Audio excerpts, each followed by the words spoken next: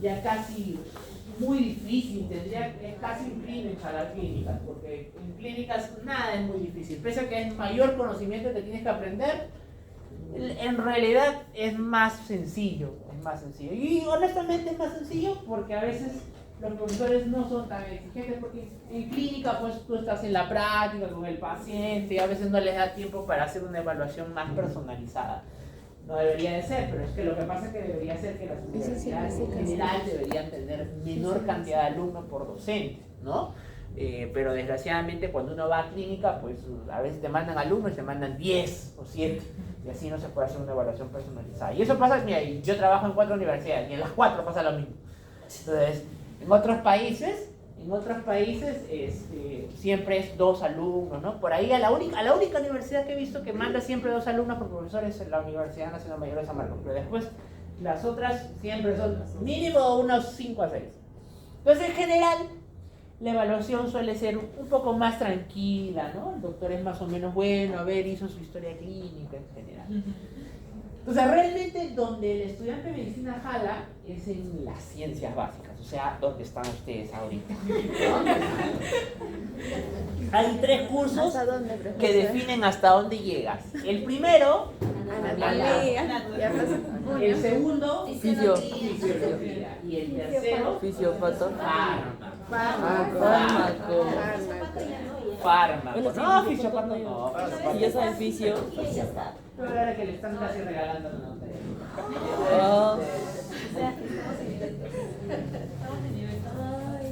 Entonces, ustedes están en el segundo curso. El tercero, miren chicos, si ustedes, por eso siempre todo tiene que tener una secuencia. En el primer curso, Morfo 1, Anato, aprenden ustedes la localización de las cosas, las formas y dónde están ubicados. En el segundo, aprenden cómo funcionan. Y en el tercero, con el conocimiento del primero y del segundo, aprenden por qué los medicamentos tienen ese efecto. Miren, ¿qué nos diferencia de las demás carreras de la salud, a diferencia de la enfermera, del técnico en la enfermería? Y esto lo digo en plano para que entiendan la responsabilidad legal, no para que se sientan superiores, ¿sabes? Porque el médico que cree que porque estudian más años es más superior, hay algunos que honestamente no pasan pero ni de auxiliar de la puerta de un hospital, ¿ya?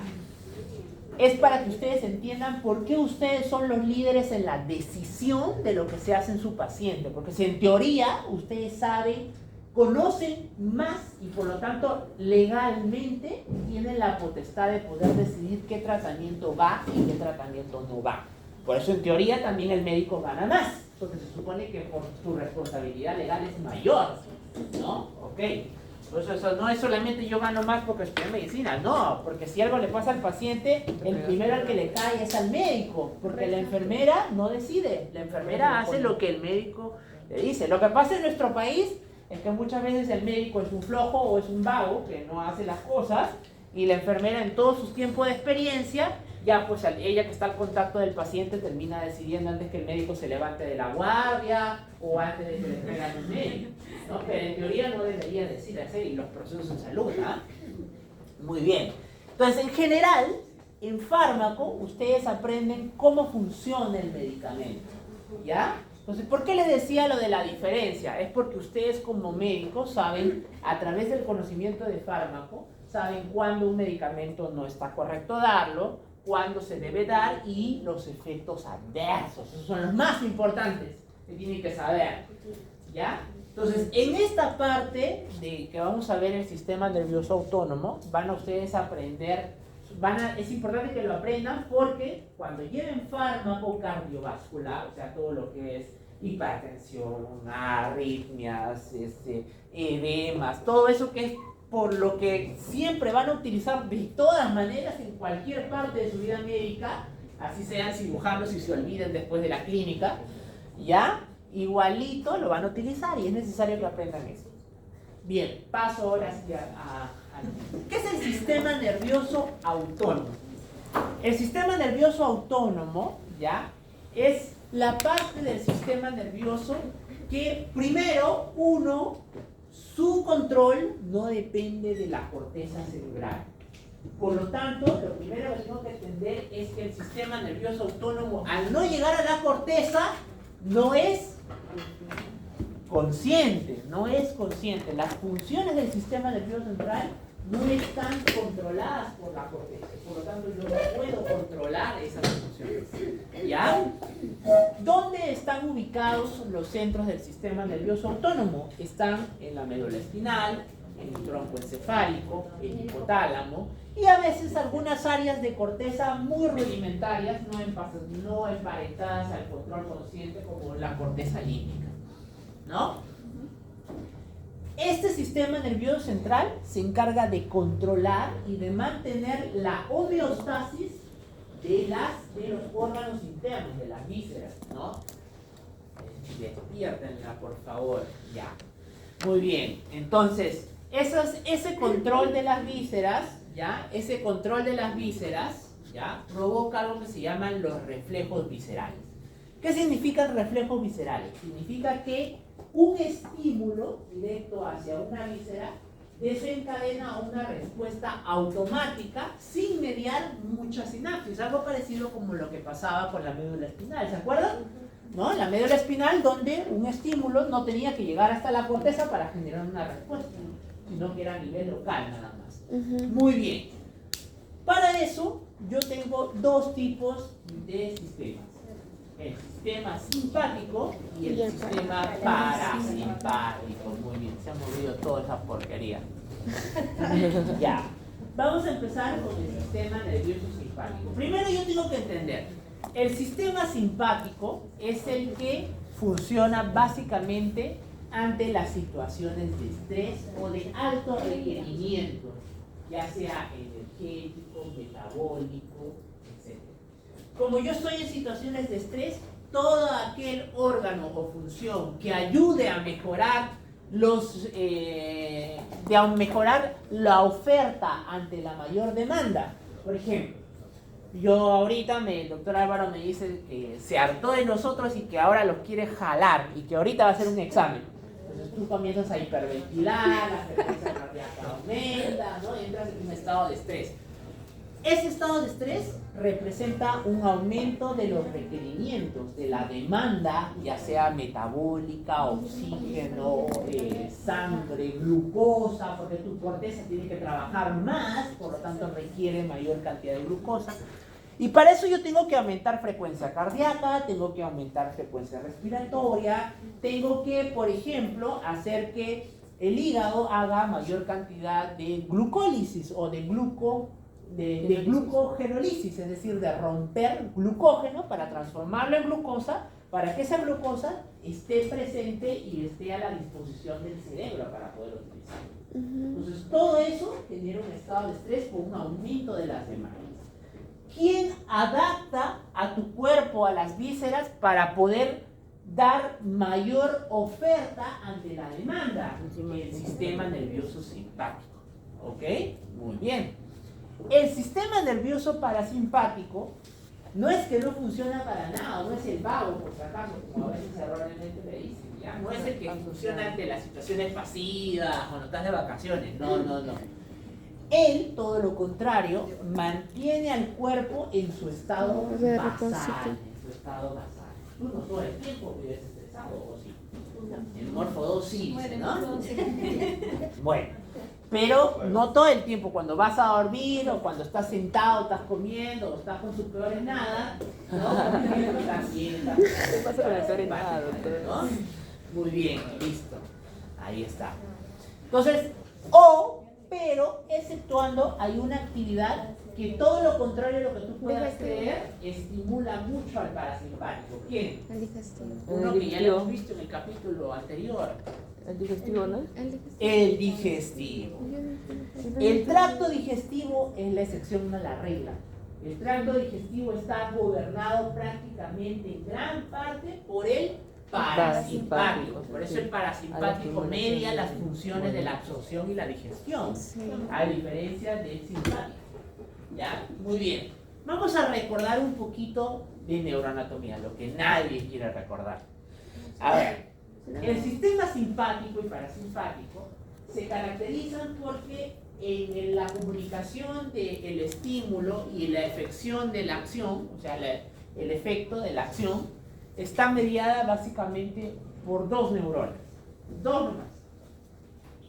La primera viaja desde la víscera hasta un ganglio y la segunda desde el ganglio hasta la raíz de donde nacen las funciones del sistema nervioso autónomo. Entonces, en el caso del simpático, la mayoría de nuestras funciones simpáticas que están representadas por las líneas rojas que ustedes ven acá, ¿ya? Esas líneas rojas, ¿ya? Tienen dos tipos. La primera neurona, que se llama la neurona preganglionar, la que está no punteada, la línea roja no punteada. La línea roja punteada es la segunda neurona simpática, la neurona postganglionar. Así se llama. ¿Y por qué se llama pre y postganglionar? Porque cada una nace o termina en un ganglio. Los ganglios, chicos, en el sistema nervioso periférico, porque estos son parte del sistema nervioso periférico, ¿por qué son los ganglios? ¿Por qué hay ganglios nerviosos afuera? Porque es allí donde hay un cuerpo neuronal. Hasta ahora estamos acostumbrados que la mayoría de los cuerpos neuronales están en el sistema nervioso central, ¿cierto? En cerebro, diencéfalo. Pero hay cuerpos neuronales que están en el sistema nervioso periférico. Esos están englobados en ganglios. Entonces los ganglios periféricos, la mayoría, es donde se asienta la segunda neurona simpática. Bien. Luego entonces continuamos. ¿Dónde están las primeras neuronas del sistema nervioso simpático? Están en la médula espinal, ¿no? En la médula espinal. En la médula espinal, a partir, miren, en un asta que se llama el asta intermedia, que está desde la zona de T1 hasta L2 aproximadamente. Desde T1 hasta L2, estas neuronas, miren, empiezan aquí a nivel del asta intermedia de la médula espinal y viajan hacia el ganglio donde van a encontrar la segunda. Ahora, ¿dónde están esos ganglios? ¿Dónde están esos ganglios de los que estoy hablando? En las astas. ¿Se acuerdan? Morfo 1, que les enseñamos tórax, abdomen, sobre todo tórax. Y dijimos que al costado de cada al costado de las vértebras, caminando como un rosario, ¿quién está bajando? La cadena simpática. ¿Qué era la cadena simpática? La cadena de ganglios. Esa cadena de ganglios contiene a mi segunda neurona simpática. ¿Ya? Entonces, aquí ven ustedes, hace sinapsis, miren, sale de la médula espinal, hace sinapsis acá y sale una segunda neurona. Miren cómo viaja. No solo al corazón, sino también se va por el nervio raquídeo. Miren, se va el nervio raquídeo. ¿Por qué? Porque el simpático no solamente va a inervar al corazón, a la tráquea y a las vísceras. ¿A quién inerva también? A las arterias. ¿Por quién hacía vasoconstricciones? Las arterias. Ajá. ¿Y acaso tú haces solo vasoconstricción en el corazón nada más? No, también haces en las arterias de los miembros superiores, inferiores, del cuello, del tórax. Entonces viajan también por los nervios raquídeos. ¿Ya ven? Muy bien. Doctor, pero si viajan a partir de T1, ¿ya? ¿Quién inerva simpáticamente la cabeza y el cuello? De aquí mismo nace, miren, ¿no? Esta neurona viaja y dependiendo de cuál es la víscera de la cabeza o del cuello que quiere inervar, no se queda necesariamente al mismo nivel de su mismo ganglio. O sea, el ganglio T1 no necesariamente acaba la neurona T1, sino puede subir, miren, sube, puede irse a los ganglios del cuello. Los ganglios del cuello no están en C1, C2, C3, C4, C5. No, ¿qué pasó? Embriológicamente se fusionaron. En Morfo 1 les enseñamos que se fusionaron y que solo hay 3 ganglios cervicales. El ganglio más grande, que se llama el ganglio fusiforme, el ganglio simpático medio y el ganglio estrellado, ¿no? En esos 3 ganglios está y termina la primera neurona simpática. Y de ahí viaja la segunda a los diferentes órganos, miren, a las glándulas lacrimales, las glándulas salivares, al ojo, al órgano ciliar, al músculo de la pupila, a todos ellos, miren, a todos ellos viaja a partir de la segunda neurona. Vamos a enfocarnos ahora acá, a los que nacen a nivel de la parte dorsal o torácica.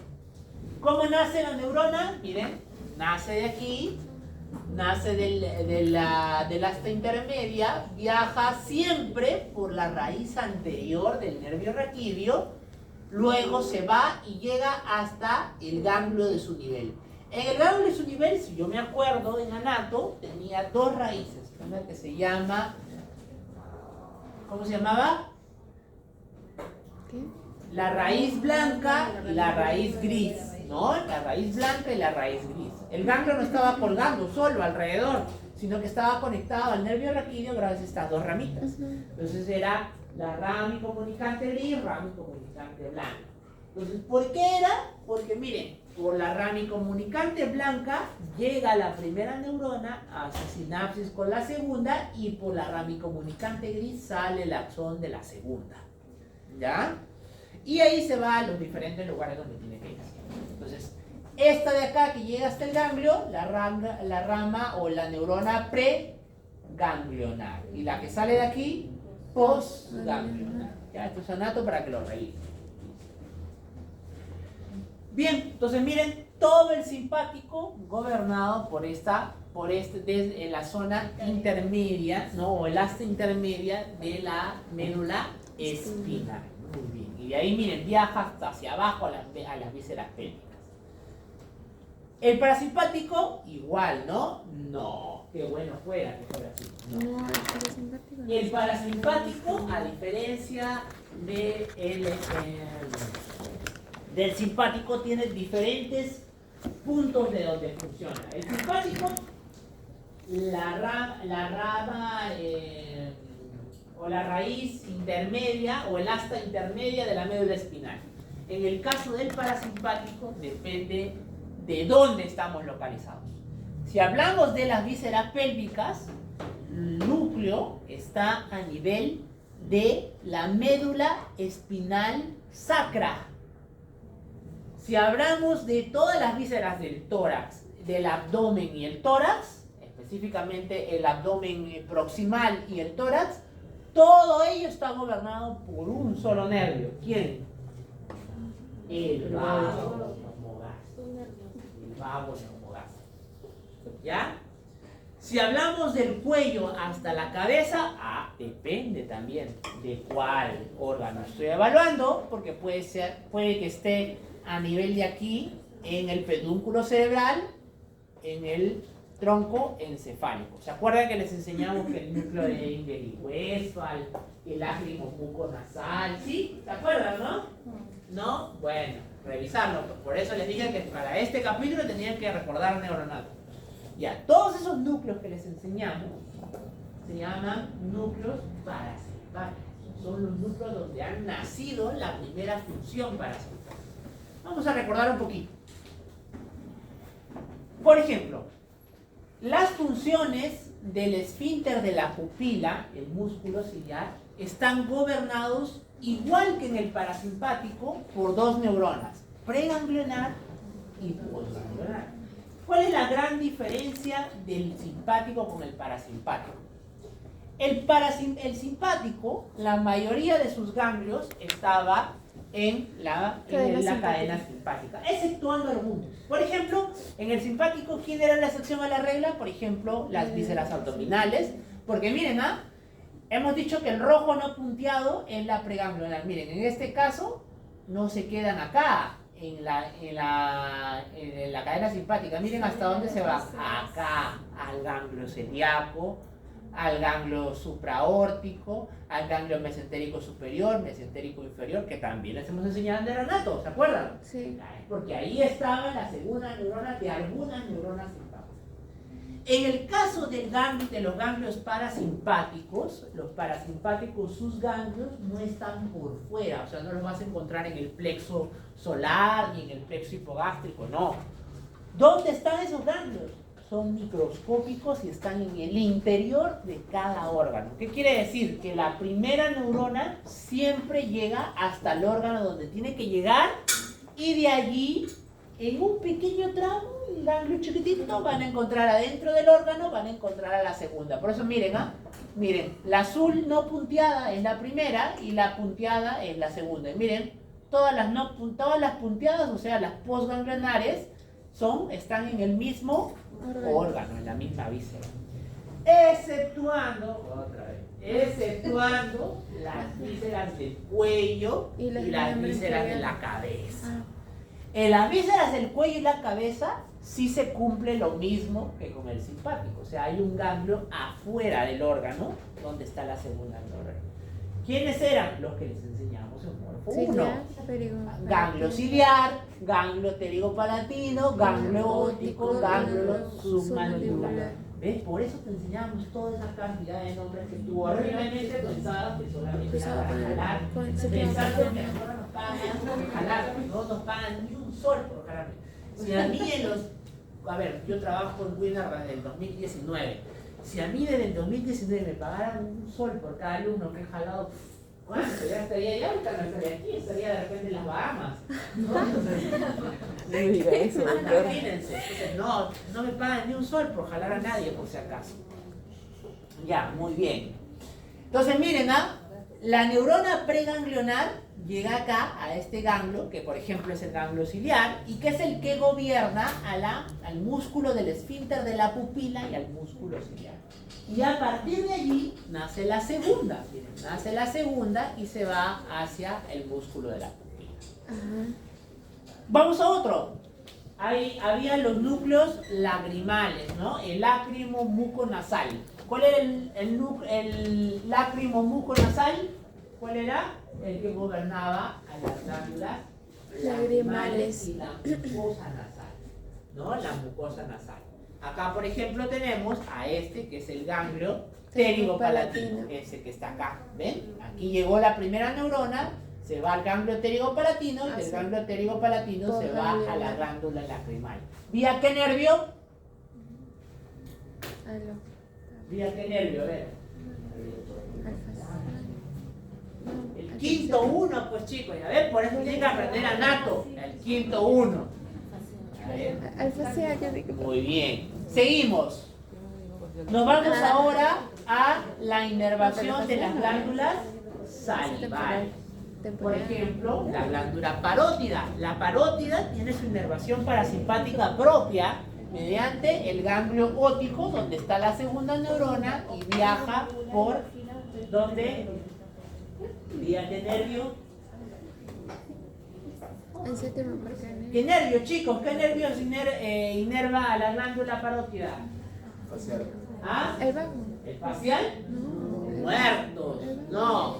El quinto 3. ¿Dónde está el ganglio óptico? El ganglio óptico está atrás del quinto 3, saliendo del agujero oval. Ahí está.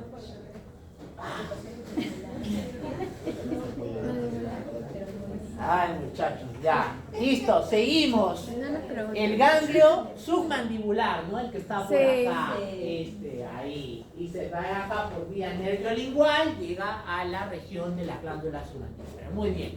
Y los demás son ganglios que están en el mismo órgano, ¿no? Ganglios traqueales, ganglios de corazón, cardíacos, etc. Muy bien. Bien, pero, traes también estos formatos que han llegado.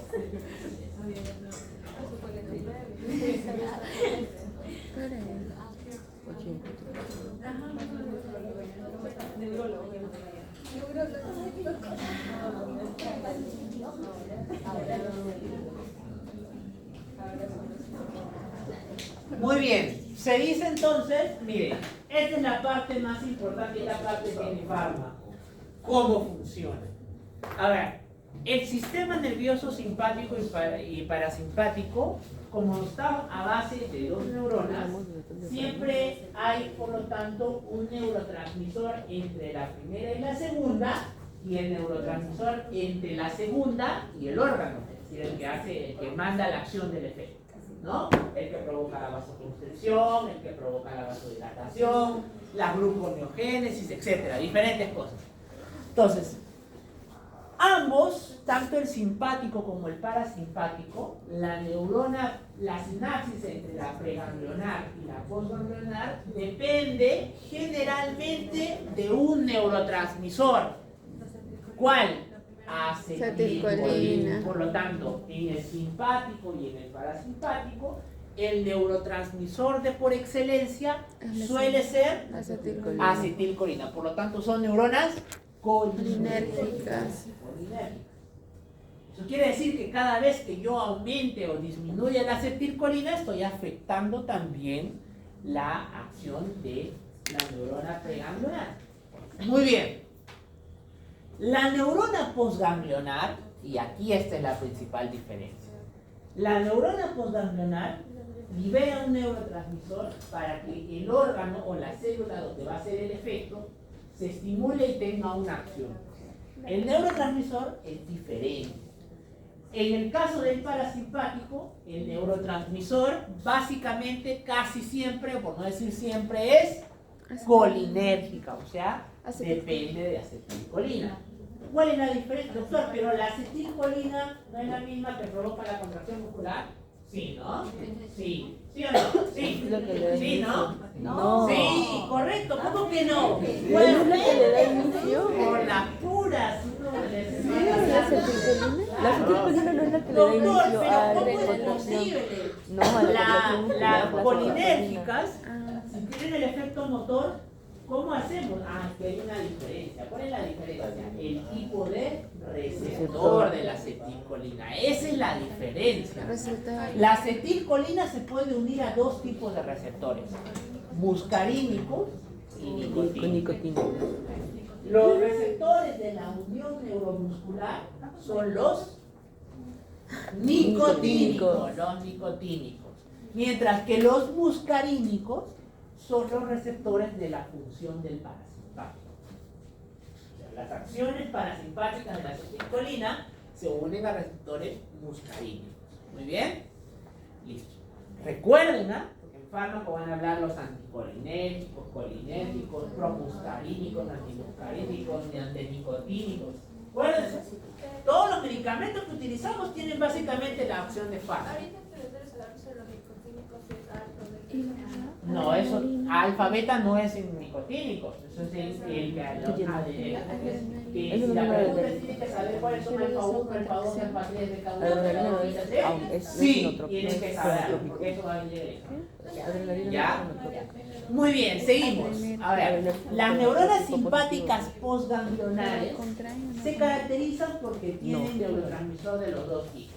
Pueden usar acetilcolina, pero la gran mayoría, el 80% de las neuronas postganglionares utilizan un tipo de neurotransmisor que viene de un aminoácido, de la tirosina, que son los adrenérgicos o las, también conocidos como catecolaminas. En conclusión, ¿cuáles son? Básicamente dos. ¿Cuáles son? Noradrenalina y adrenalina. Muy bien, noradrenalina y adrenalina. La mayoría de las veces. Pero hay algunas excepciones a la regla. Hay neuronas postganglionares que utilizan, por ejemplo, acetilcolina, como por ejemplo en las glándulas sudoríparas y en algunos muy poquitos vasos sanguíneos. Pero la gran mayoría depende de las catecolaminas. Listo. Hasta ya tenemos hasta las 9:30, ¿no? Ya. Muy bien, seguimos. Ya. Despierten. Entonces, ¿de dónde provienen? Miren, la acetilcolina proviene de la acción de la acetilcoenzima A más colina, se transforma en acetilcolina. La acetilcolina ingresa a una membrana en la neurona postsináptica y es almacenada en una vesícula. Entonces, ¿qué pasa en el potencial de acción? El potencial de acción cambia el voltaje, activa a los canales de voltaje de calcio El calcio se une a las proteínas SNAP, que se llaman acá, y que unen a la membrana celular de la neurona con la vesícula de la acetilcolina y ya está, la libera. Exocitosis. Exocitosis, correcto. ¿Cómo funciona y se destruye las catecolaminas? Primero tengo que recordar que las catecolaminas, a diferencia de la acetilcolina, no provienen de acetilcoenzima A. ¿Qué necesito yo para transformarla, para obtenerla? Necesito un aminoácido. ¿Qué aminoácido? ¿A partir del cual nace? ¿Cuál dije? La tirosina. La tirosina, que es un aminoácido, ingresa al interior o puede ser sintetizada por la misma neurona y viaja desde el núcleo hasta la zona más terminal, ¿ya? Y gracias a la acción de la enzima de la tirosina hidroxilasa se transforma en dopa. La dopa, gracias a esa acción de la dopa beta hidroxilasa, se transforma en dopamina y la dopamina ingresa al interior de la vesícula y ahí también se almacena. Doctor, ¿no dijiste que era adrenalina o noradrenalina? Ya, lo que pasa es que adentro tiene efecto por otras neuronas, ¿no? Tiene por otras neuronas como por ejemplo por otras enzimas como por ejemplo la dopamina beta hidroxilasa, perdón, la de acá era la dopa decarboxilasa, ¿no? Entonces esta dopamina beta hidroxilasa tiene dos opciones, o la transforma en noradrenalina y luego la puede transformar en adrenalina. ¿Ya? ¿Cuál es la más prevalente en el sistema nervioso simpático? ¿Adrenalina o noradrenalina? Noradrenalina. La adrenalina suele ser más sintetizada por la médula suprarrenal, como vamos a ver más adelante en endocrino. ¿Ya? Bien. Y aquí viene lo horrible, que nadie quiere nunca ver jamás. Pero para tu mala suerte te lo tienes que aprender. Porque el fármaco lo vas a necesitar como no tienes idea. Las alfa 1 y las alfa 2. Así como la acetilcolina tenía los muscarínicos y los nicotínicos, la adrenalina y la noradrenalina tienen sus receptores alfa, beta y gamma. Y para tu mala suerte, dentro de los alfa hay alfa 1, y alfa 2, alfa 3, beta 1, beta 2 y beta 3 y gamma 1 y gamma 2. ¿Ya? ¿Por qué me lo tengo que aprender? Ah, porque cada tipo de receptor está en un órgano diferente. Entonces, cuando tú lleves fármaco, vas a llevar alfa 2 agonistas, alfa 2 antagonistas, alfa 1 agonistas, alfa 2 antagonistas, beta 1 agonistas, beta 2 antagonistas. Tienes que aprender cuál es el metoprolol, bisoprolol, atenolol, albenilol. Todos ellos están ahí, son diferentes. Cada uno activa o inhibe diferentes tipos de receptores. No voy a saber qué es lo que hace el fármaco si no sé primero dónde y en qué órgano. ¿Ya? Entonces, por ejemplo,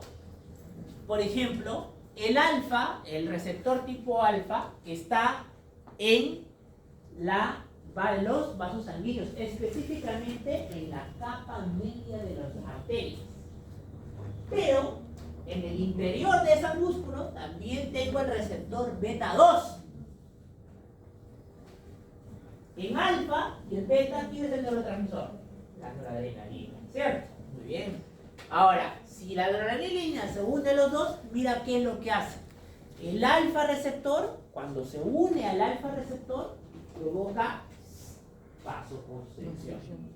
Pero si el receptor se une, si el noradrenalina se une al receptor tipo beta 2, mira qué es lo que provoca. Vasodilatación. Ah, ya ves. Entonces no es igual conocer simplemente que hay noradrenalina y ya está. Tengo que saber a qué receptor se une, porque la acción puede ser contradictoria entre los dos. Entonces tengo que sabérmelo. Por eso este cuadrito de acá, tengo que saberlo. Y este de acá también. Porque esto es lo que hace en cada órgano. ¿Te acuerdas que hemos visto este gráfico horrible de todos los órganos con la neurona posináptica? Ya, eso no era lo horrible. Lo horrible es averiguar en qué receptor y qué hace cada uno. ¿Ya?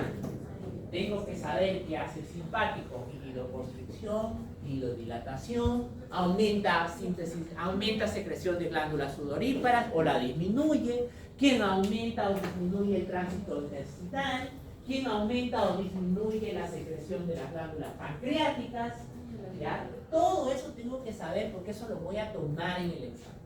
¿Por qué? ¿Porque los odio? No, porque tienen que saberlo. Cuando ustedes sean médicos lo tienen que saber. Si no hacen burradas, pues. ¿Ya? Muy bien, por ejemplo aquí, tono simpático y parasimpático. ¿Qué significa el tono simpático y parasimpático? Todos nosotros siempre mantenemos un estado basal de excitación tanto del simpático como del parasimpático. Nunca está en parálisis completa. Es como, por ejemplo, el músculo, ¿no? El músculo nunca está en parálisis total. Pese a que tú estás sentado ahorita, de repente un poco estresado por todo lo que he dicho, o de repente relajado porque ya va a acabar el ciclo, ¿no? Igual nunca está todo flácido, tirado ahí casi muerto, ¿no? Siempre mantienes una tonicidad. Igual que sucede en la parte motora, también sucede en el sistema nervioso autónomo, ¿ya? Muy bien, estas son las respuestas del alarma ante el estrés, está para que lo lean. Muy bien, vamos ahora al control suplementario motor. Miren, en la clase pasada, en la del martes, deben haber aprendido todo lo que es motor. Y para aprender un poco acerca de lo que es motor han visto que básicamente depende de una orden. ¿Y esa orden de dónde venía? De la corteza, específicamente del área motora primaria, ¿no? ¿Dónde está el área motora primaria? En el lóbulo temporal. ¿Pero dónde está y qué parte del cerebro? Ah, ¿cuál? ¿Dónde? Rápido, mueren ahorita. En la circunvolución pre o postcentral. Precentral. Ahí está la corteza motora primaria, es donde nace la orden del movimiento. Entonces, a partir de allí viaja, ya les enseñaron también que habían dos neuronas, que la primera estaba en la corteza y la segunda ¿dónde está?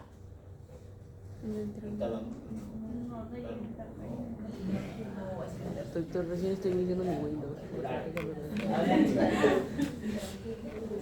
¿Dónde está? Tienen que aprender, ¿no, chicos? ¿Ah? Después llevan el tronco encefálico. Por Dios. ¿De qué estás hablando? Dale. En el asta posterior de la médula espinal. No, en la médula espinal. En el asta anterior de la médula espinal. Por eso jalan, pues. Chicos, lo más importante. Acuérdense porque cuando lleguen neuro van a aprender síndrome de la primera motoneurona, síndrome de la segunda motoneurona. Tienen que saber de dónde hasta dónde va. Si no, ¿cómo van a aprender? Ya. La primera motoneurona está en la corteza y viaja hasta la médula espinal. ¿Dónde, doctor? Depende, pues, a dónde, qué neurona quiero estimular. Si quiero estimular una neurona del brazo, pues llegará solamente hasta la región torácica. Si quiero estimular una neurona de la pierna, entonces llegará hasta la región lumbaro-sacra, ¿no? Entonces, ¿ven? Pues diga aprender. Y la segunda motoneurona está en el asta anterior de la médula espinal y de ahí viaja al músculo donde tiene que ir. Sin embargo, pese a que puede parecer muy simple, no es. Simple no es. ¿Por qué? Porque cuando nosotros, los seres vivos, tenemos y sobre todo el ser humano, tiene la capacidad de poder realizar no solo movimientos simples, sencillos y burdos, sino nosotros hacemos movimientos complejos, escribimos, caminamos, hablamos, manejamos bicicleta, ¿no? Entonces todos esos son movimientos coordinados, porque por ejemplo, ahorita lo que estamos haciendo, hablando, para hablar ustedes necesitan relajar músculos y contraer músculos en un tiempo determinado, relajarlos, volverlos a estimular, algunos relajarlos, otros contraerlos. Para hablar, por ejemplo, tú requieres que algunos músculos de las cuerdas vocales se relajen y otros que se contraigan para poder cerrar la glotis. Cerrar, abrir en diferentes dimensiones para que el sonido sea diferente y para que la letra que tú quieres evocar se escuche diferente. Pues todo eso son movimientos coordinados rápidos que tú no estás pensando, a ver, voy a moverme lentamente. No, ¿verdad? No, ¿verdad? Todo eso lo haces sin pensar. ¿Por qué se hace?